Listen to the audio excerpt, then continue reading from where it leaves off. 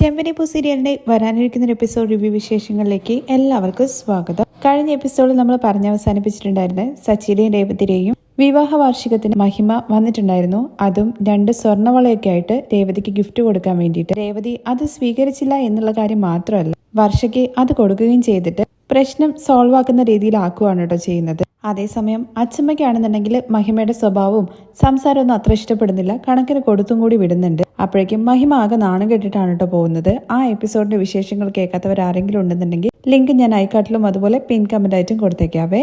മഹിമ പോയി കഴിഞ്ഞതിന് ശേഷം ഓരോരുത്തരായിട്ട് സച്ചിക്കും രേവതിക്കും ഗിഫ്റ്റ് കൊടുക്കുകയാണ് കേട്ടോ ചെയ്യുന്നത്. ശ്രീകാന്ത് വർഷയും കൂടി ചേർന്നിട്ട് ഗിഫ്റ്റ് കൊടുക്കുന്നത് സച്ചിയും രേവതിയും രേവതിക്ക് വീണ്ടും താലിച്ചെയിൻ മേടിച്ചു കൊടുത്തതിന് ശേഷം ആ ചടങ്ങ് അമ്പലത്തിൽ വെച്ച് നടന്നപ്പോൾ എടുത്ത ഒരു ഫോട്ടോ ഫ്രെയിം വലിയതായിട്ട് ഫ്രെയിം ചെയ്തിട്ടാണ് കേട്ടോ കൊടുക്കുന്നത്. അത് കാണുമ്പോൾ എല്ലാവർക്കും ഭയങ്കരമായിട്ട് സന്തോഷമാവുന്നുണ്ട്. സൂപ്പർ ആയിട്ടുണ്ടെന്നുള്ള കാര്യമൊക്കെ എല്ലാവരും പറയുന്നുണ്ട് കേട്ടോ. അങ്ങനെ അത് കഴിഞ്ഞതിന് ശേഷം വർഷ പറയുന്നുണ്ട് ഈ കപ്പിളിനെ കുറിച്ചിട്ട് എല്ലാവരും സംസാരിക്കാനോ എന്നുള്ള കാര്യം ശ്രുതി ചോദിക്കുന്ന സമയത്ത് ഈ ഒരു വർഷത്തിനിടയിൽ ഒരു കപ്പിളായിട്ട് സച്ചിയെ കുറിച്ചും അതുപോലെ രേവതിയെ കുറിച്ചിട്ടും നിങ്ങൾക്ക് എന്താ തോന്നിയെന്ന് വെച്ചാൽ ആ കാര്യം പറയാനാണ് കേട്ടോ പറയുന്നത്.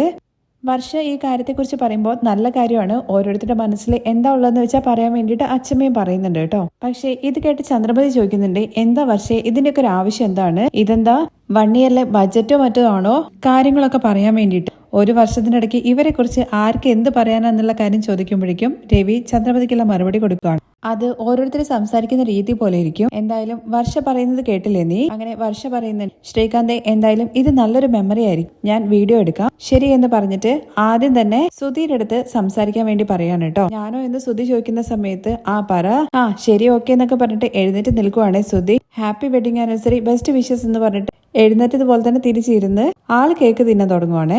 അങ്ങനെയൊന്നും എസ്കേപ്പ് ആവാൻ വേണ്ടി പറ്റില്ല. അവരെ കുറിച്ച് എന്താണ് സുധിയേട്ടന് പറയാനുള്ളതെന്ന് വെച്ചാൽ അത് പറയണം. അവരെ കുറിച്ച് ഇപ്പൊ എന്ത് സംസാരിക്കാനാന്ന് ഇങ്ങനെ ആലോചിക്കുന്നുണ്ട് കേട്ടോ ആദ്യം സുധി ആലോചിക്കുന്ന കാണുമ്പോഴേക്കും പഠിപ്പാളി ആലോചിക്കാൻ വേണ്ടി തുടങ്ങിയിട്ടുണ്ട്. ഇന്ന് ആലോചിച്ചാൽ നാളെ ആകുമ്പോഴത്തേക്ക് തീരും. അപ്പോഴേക്ക് രേവതി ചോദിക്കുന്നുണ്ട്, എന്തിനാ വർഷം ഇതിന്റെയൊക്കെ ആവശ്യം? രേവതിയുടെ ആ ചോദ്യം കേൾക്കുമ്പോൾ സച്ചി രേവതിയോട് പറയുന്നുണ്ട്, ഇപ്പോ ഇതാണ് എല്ലാവരുടെ അടുത്തും നടക്കുന്നത്, നോക്കാം അവൻ എന്താ പറയാൻ വേണ്ടി പോകുന്നത് എന്നുള്ള കാര്യം പറടാ എന്ന് സച്ചി പറയുമ്പോ ഇപ്പൊ എന്താ നിങ്ങളെ കുറിച്ച് പറയണം അത്രയല്ലേ ഉള്ളൂ? ആക്ച്വലി നിങ്ങൾ രണ്ടുപേരും എനിക്ക് വേണം താങ്ക്സ് പറയാൻ വേണ്ടിയിട്ട്, നിനക്കോ എന്നുള്ള കാര്യം സച്ചി ചോദിക്കുമ്പോ ഞാൻ കാരണമല്ലേ നിങ്ങൾ രണ്ടുപേരുടെയും കല്യാണം നടന്നത്, ഇല്ലെങ്കിൽ ഇവരൊക്കെ ആര് പെണ്ണ് കൊടുക്കാനാണ്?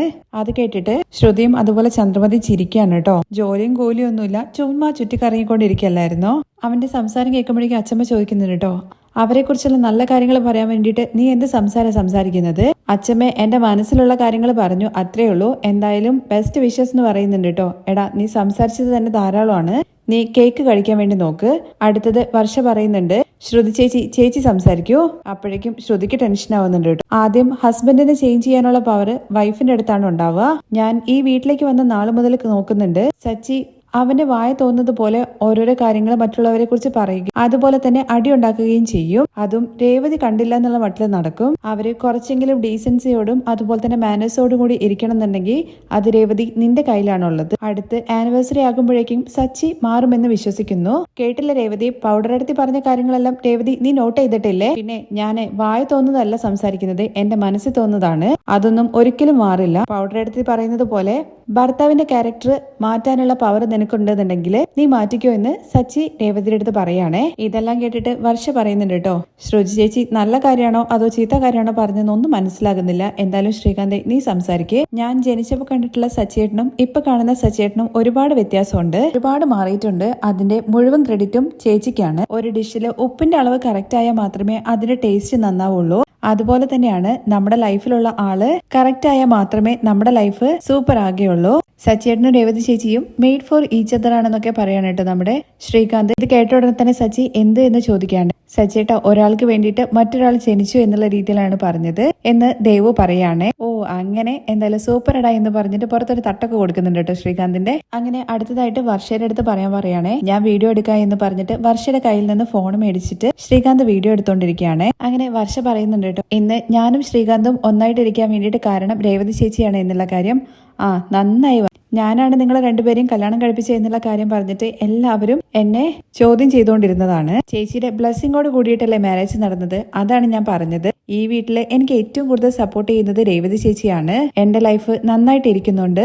രേവതി ചേച്ചിയെ കുറിച്ച് ഓർക്കുന്ന സമയത്ത് എനിക്ക് കുറച്ച് സങ്കടം തോന്നാറുണ്ട്. കാരണം എല്ലാവർക്കും സച്ചിയുടെ ക്യാരക്ടർ അറിയാം. ഇത് കേട്ട ഉടൻ തന്നെ സച്ചി പറയുന്നുണ്ട്, ഇനി അടുത്ത അമ്പ് എനിക്ക് നേരെയല്ലേ, എറിഞ്ഞെറിഞ്ഞോ, ഞാൻ ആരെയും ബ്ലെയിം ചെയ്യണമെന്ന് വെച്ച് പറഞ്ഞതല്ല.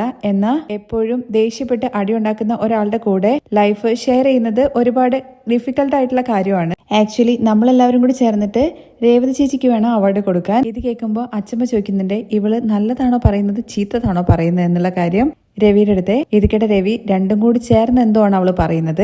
രേവതി ചേച്ചിയോട് ചോദിച്ചു കഴിഞ്ഞാൽ ചേച്ചി ഹാപ്പി ആണെന്നാണ് പറയുക. സച്ചിയേട്ടനെ പോലത്തെ ഒരു ആളുടെ കൂടെ ജീവിക്കാൻ വേണ്ടിയിട്ട് രേവതി ചേച്ചിയോട് ചോദിക്കുമ്പോൾ ചേച്ചി ഹാപ്പി ആണെന്നാ പറയാ. പക്ഷെ സച്ചിയേട്ടനെ പോലത്തെ ഒരാളുടെ കൂടെ സർവൈവ് ചെയ്യാന്ന് പറയുന്നത് ഭയങ്കര ഡിഫിക്കൽട്ടാണ്. സച്ചിയേട്ടന് വേണ്ടിയിട്ട് ഒരുപാട് അഡ്ജസ്റ്റ് ചെയ്തിട്ടാണ് രേവതി ചേച്ചി ജീവിക്കുന്നത്.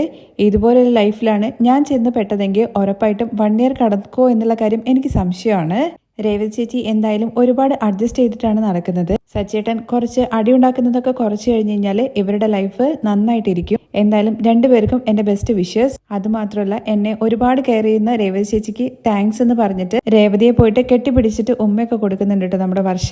തുടർന്ന് രവിയുടെ അടുത്ത് കാര്യങ്ങൾ പറയാൻ വേണ്ടിയിട്ട് ശ്രീകാന്ത് പറയുമ്പോൾ ഇവരുടെ കല്യാണം ഒരു സങ്കടത്തിന്റെ പുറത്താണ് നടന്നതെങ്കിൽ പോലും ഞാൻ ചെയ്തതിൽ ഏറ്റവും നല്ലൊരു കാര്യമായിട്ടാണ് എനിക്ക് തോന്നിയത്. അപ്പോഴേക്കും ചന്ദ്രമതി ചോദിക്കുന്നുണ്ട്, എന്ത് ഓടിക്കാൻ അറിയാതെ ഒരാളെ കൊണ്ടുപോയിട്ട് ബസ് ഇടിച്ചതോ? നല്ലത് എന്ന് പറഞ്ഞു കഴിഞ്ഞാൽ അവരുടെ കുടുംബത്തിന് നല്ലത് നടന്നു എന്നുള്ള കാര്യം പറ, നമുക്കെന്ന് നല്ലത് നടന്നതാണ്. ചന്ദ്രമതിയുടെ വായ അടുപ്പിക്കാൻ വേണ്ടിയിട്ട് അച്ഛമ്മ പറയുന്നുണ്ട്, അവനെ സംസാരിക്കാൻ അനുവദിക്കടി, ഞങ്ങൾ വിചാരിച്ച കല്യാണം നടന്നില്ല എന്ന് രവി പറയുമ്പോഴേക്കും സച്ചി, അത് വെച്ചാൽ അവൻ ഓടിപ്പോയില്ല എന്ന് ചോദിക്കാം. ഇവര് രണ്ടുപേരെയും ഒന്നിപ്പിച്ചത് ദൈവമാണ്. ഇഷ്ടമില്ലാത്ത രണ്ടുപേരെ തമ്മിൽ കല്യാണം കഴിപ്പിച്ചു കഴിഞ്ഞു കഴിഞ്ഞാൽ അവരുടെ ജീവിതം എന്താകുമെന്ന് എനിക്ക് ടെൻഷൻ ഉണ്ടായിരുന്നു. എന്തായാലും ഇന്ന് ആ വിഷമം എനിക്കില്ല. ഒരാൾക്ക് സന്തോഷമായിട്ട് ജീവിക്കാൻ വേണ്ടിയിട്ട് പണമോ അതിനുള്ള കഴിവോ കാര്യങ്ങളോ ഒന്നും ആവശ്യമില്ല. ഒരാൾക്ക് ഒരാളുടെ സ്നേഹം തന്നെ മതി. ഞാൻ പറഞ്ഞതുപോലെ തന്നെയാണ് ഒരു നല്ല ഭാര്യയും ഭർത്താവും എങ്ങനെയായിരിക്കണം എന്നുള്ള കാര്യം ഇവർ രണ്ടുപേരുമാണ് അതിന് എക്സാമ്പിള്. ഇന്ന് ആദ്യത്തെ വെഡിങ് ആനിവേഴ്സറി അവർ ആഘോഷിക്കുകയാണ്. ഇതുപോലെ ഒരുപാട് വിവാഹ വാർഷികങ്ങൾ ഇവർക്ക് കൊണ്ടാടാൻ വേണ്ടി പറ്റട്ടെ. അത് എനിക്ക് കാണാൻ വേണ്ടിയിട്ടുള്ള യോഗം ഉണ്ടാവോ ഇല്ലയോ എന്നുള്ള കാര്യം അറിയില്ല എന്ന് പറയുമ്പോഴേക്കും അച്ഛാ,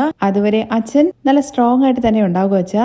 അങ്ങനെയാണെന്നുണ്ടെങ്കിൽ എനിക്ക് സന്തോഷമുള്ള കാര്യം തന്നെയാണ് സച്ചി. അത് കഴിഞ്ഞ് അച്ഛമ്മ പറയുന്നുണ്ട് കേട്ടോ, ചന്ദ്രേ നീ നിന്റെ മകനെയും മരുമകളെയും കുറിച്ചിട്ട് എന്തെങ്കിലുമൊക്കെ പറ. എനിക്ക് പറയാനൊന്നുമില്ല അമ്മയെന്ന് പറഞ്ഞിട്ട് ചന്ദ്രമതി ഒഴിഞ്ഞു മാറുമ്പോ രവി പറയുന്നുണ്ട്, നിന്റെ മനസ്സിലുള്ള കാര്യം പറ ചന്ദ്രേ. ഈ ജോഡിക്കേറ്റ മൂടി എന്നുള്ള കാര്യം പറയില്ലേ, അത് ഇവരുടെ വിഷയത്തിൽ കറക്റ്റ് ആണ്. എനിക്ക് ഇങ്ങനെ ഒരു മരുമകൾ വരുന്ന ഞാൻ ഒരിക്കലും സ്വപ്നത്തിൽ പോലും വിചാരിച്ചില്ല. രണ്ടുപേരുടെയും കാര്യത്തില് വേറെ എന്ത് പൊരുത്തം ഇല്ലെന്നുണ്ടെങ്കിൽ എന്തായാലും ഇവരുടെ നാക്കിന്റെ നീളം ഒരുപോലെയാണ്. എന്തായാലും രേവതിയെ കുറിച്ചിട്ട് ചുമ്മാ പറയാൻ വേണ്ടി പറ്റില്ലല്ലോ. ഞാൻ ആരംഭത്തിൽ രേവതിയെ കുറിച്ച് വിചാരിച്ച പോലെയൊന്നും അല്ല, അവള് ഭയങ്കരിയാണ്.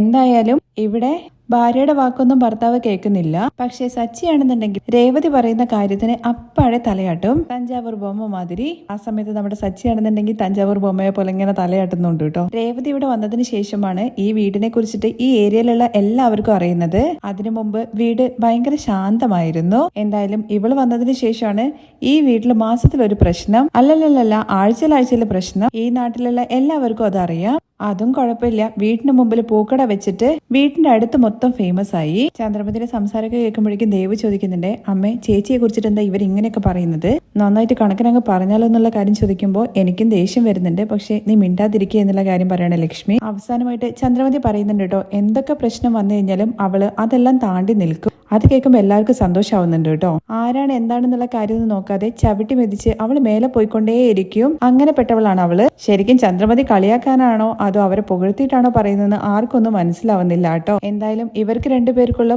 പൊരുത്തം അത് വേറെ എവിടെയും ഉണ്ടാവില്ല. സ്കൂളിലെ കുട്ടികളെ പോലെ തന്നെ ഇവർ തമ്മിൽ അടിയുണ്ടാക്കും. പക്ഷേ കാന്തം പോലെ പെട്ടെന്ന് തന്നെ ഒട്ടിച്ചേരും. നമ്മൾ കാണാൻ വേണ്ടി പോവല്ലേ എങ്ങനെയാണ് രണ്ടുപേരും ഒരുമിച്ച് ജീവിക്കാൻ വേണ്ടി പോകുന്നതെന്ന്. ചന്ദ്രമതി പറയുന്നത് കേട്ട് ശരിക്കും സച്ചിക്കും അതുപോലെ രേവതിക്കും ഭയങ്കരമായിട്ട് സന്തോഷമാവുന്നുണ്ട് കേട്ടോ.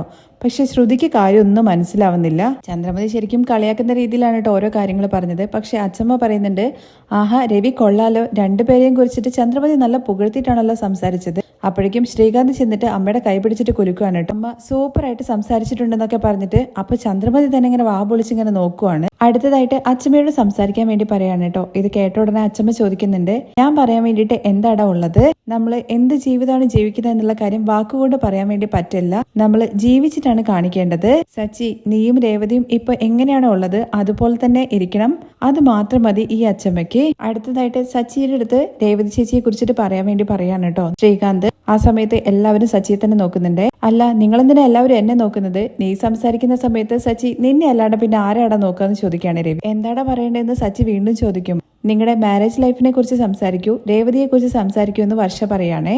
അച്ഛമ്മയുടെ വീട്ടിലായിരുന്ന സമയത്ത് ഞാൻ ജോളിയായിട്ട് ചുറ്റിക്കറങ്ങിയിരുന്നു. എന്നാൽ ഇവിടെ വന്നിരിക്കുന്ന ചെയറും ടേബിളും ഉണ്ടല്ലോ, അതുപോലെയായിരുന്നു ഞാനും ഈ വീട്ടിലൊരു മനുഷ്യനാണെന്നുള്ള കാര്യം എന്നെ ഇടയ്ക്കിടയ്ക്ക് ഓർമ്മിപ്പിച്ചുകൊണ്ടിരുന്നത് എന്റെ അച്ഛൻ മാത്രമായിരുന്നു. ശരി, അങ്ങനെ പോകുന്ന പോലെ അങ്ങ് ജീവിതം തള്ളി നീക്കുക എന്നുള്ള കാര്യത്തെക്കുറിച്ച് വിചാരിച്ചുകൊണ്ടിരുന്ന സമയത്താണ് പെട്ടെന്ന് നോക്കിയപ്പോഴാണ് എന്റെ റൂമിൽ ഒരു പെണ്ണ് വന്ന് നിൽക്കുന്നത്. എന്റെ ഏട്ടൻ പുണ്യാളം ചെയ്ത ഒരു പണി, എന്റെ ജീവിതത്തിലെ വലിയൊരു ടെസ്റ്റ്. ആരംഭത്തില് എനിക്ക് ഒട്ടും സെറ്റായിരുന്നില്ല. ആ കാര്യങ്ങളെല്ലാം എല്ലാവർക്കും അറിയാലോ. ഈ ജല്ലിക്കെട്ടില് 100 പേര് കുതിച്ചാലും അടങ്ങാത്ത കാള. വീട്ടില് സ്നേഹത്തോടെ നിൽക്കുന്ന ഒരാള് തന്റെ മേല് കൈവച്ചാൽ അവിടെ കുട്ടിപ്പാമ്പായിട്ട് മാറും. അതുപോലെയാണ് എന്റെ ജീവിതത്തിലേക്ക് രേവതി കയറി വന്നത്. എന്ത് ചെയ്യാന്, എല്ലാവരും എന്നെ കുടിയനാണെന്നും റൗഡിയാണെന്നും ദേഷ്യക്കാരനാണെന്നൊക്കെ പറയും. ഞാനും എന്നെ കുറിച്ചുള്ള ആ കാര്യങ്ങൾ സത്യമാണെന്ന് വിശ്വസിച്ചു തുടങ്ങി. എന്നാ രേവതിയുടെ കാഴ്ചയിൽ ഞാൻ വേറെ ആളായിട്ടാണ് കാണുന്നത്. അവളുടെ കണ്ണാലെ ഞാൻ എന്നെ കാണുമ്പോ എനിക്ക് തന്നെ എന്നെ ഇഷ്ടമാണ്. രേവതി എന്നെ മാറ്റി എന്നുള്ള കാര്യം പറഞ്ഞു. അവൾക്ക് വേണ്ടി ഞാൻ മാറേണ്ടി വന്നു. ഈ സ്നേഹം, കല്യാണം എന്നുള്ള കാര്യമൊന്നും എനിക്കൊരിക്കലും സെറ്റാവില്ല എന്നാ വിചാരിച്ചത്. ഇതെല്ലാം ശരിക്കും ജയിൽ ശിക്ഷ പോലെയാണ് എനിക്ക് തോന്നിയത്. എന്നാൽ രേവതിയുടെ കൂടെയുള്ള ജീവിതം ഒരു ട്രിപ്പ് പോകുന്നത് പോലെയാണ്. ഓരോ ദിവസവും എനിക്ക് ഓരോരോ പുതിയ പുതിയ അനുഭവങ്ങളാണ്. ഇതിനെല്ലാം നന്ദി പറയണമെന്നുള്ള കാര്യം എനിക്ക് അറിയില്ല. ഭാര്യ ഭർത്താക്കന്മാർക്കിടയിൽ അത് പറയാൻ വേണ്ടി പാടില്ല എന്നുള്ള കാര്യം രേവതി പറഞ്ഞിട്ടുണ്ട്. അവള് നല്ല കാര്യങ്ങൾ പറഞ്ഞു കഴിഞ്ഞാൽ ഞാൻ അത് കേൾക്കും. അമ്മ പറഞ്ഞതുപോലെ തഞ്ചാവൂർ ബൊമ്മ പോലെ ഞാൻ തലയാട്ടും. ഇടയ്ക്കിടയ്ക്ക് അടിയൊക്കെ ഉണ്ടാക്കും. അവള് നന്നായിട്ട് സംസാരിക്കും. ഞാന് കവലയിലൊക്കെ പോയിട്ട് അടിയുണ്ടാക്കിയിട്ടുണ്ട്. പക്ഷെ ഇതുപോലെ എന്നുള്ള കാര്യം പറയുമ്പോഴേക്ക് രേവതി നുള്ളുന്നുണ്ട് കേട്ടോ. ഇതും നല്ലതാണ് എന്നുള്ള കാര്യം പറയുമ്പോൾ ചിരിക്കാണ് കേട്ടോ എല്ലാവരും. രേവതി നുള്ളിയതും നല്ലതാണെന്നാണ് സച്ചി ഉദ്ദേശിച്ചത്. ഇതിൽ കൂടുതൽ ഞാൻ എന്ത് പറയാനാണ്, എനിക്ക് നാണം വരുന്നുണ്ട്. എന്തായാലും രേവതി നീ സംസാരിക്കേ. അങ്ങനെ രേവതി സംസാരിക്കാൻ തുടങ്ങാൻ കേട്ടോ. ഞങ്ങൾക്ക് വേണ്ടിയിട്ട് എല്ലാവരും വന്നിട്ട് ആശംസകൾ അറിയിച്ചതിന് നന്ദി. സച്ചിയേട്ടനെ കുറിച്ചിട്ട് പറയണമെന്ന് പറഞ്ഞു കഴിഞ്ഞാൽ എന്താ പറയേണ്ടതെന്നുള്ള കാര്യം അറിയില്ല. എന്റെ കുടുംബത്തിലായാലും എന്റെ ജീവിതത്തിലായാലും ഇതുപോലത്തെ ഒരാളെ ഞാൻ കണ്ടിട്ടില്ല. നീ എന്താ പറഞ്ഞു വരുന്നെന്നുള്ള കാര്യം സച്ചി ചോദിക്കുമ്പോ, അല്ല, മനസ്സിലാക്കാൻ വേണ്ടി പറ്റാത്ത ഒരാളെന്നാണ് ഞാൻ പറഞ്ഞു വരുന്നത്. എപ്പോ എങ്ങനെ നടക്കുക എന്നുള്ള കാര്യം അറിയില്ല. ഇവിടെ ചിലരൊക്കെ പറയുന്നത് പോലെ തന്നെ ഇവര് ദേഷ്യത്തിൽ സംസാരിക്കുകയും അടിയുണ്ടാക്കാൻ പോവുകയൊക്കെ ചെയ്യും. ഒന്നും അവർക്ക് മനസ്സിൽ വെക്കാനൊന്നും അറിയത്തില്ല.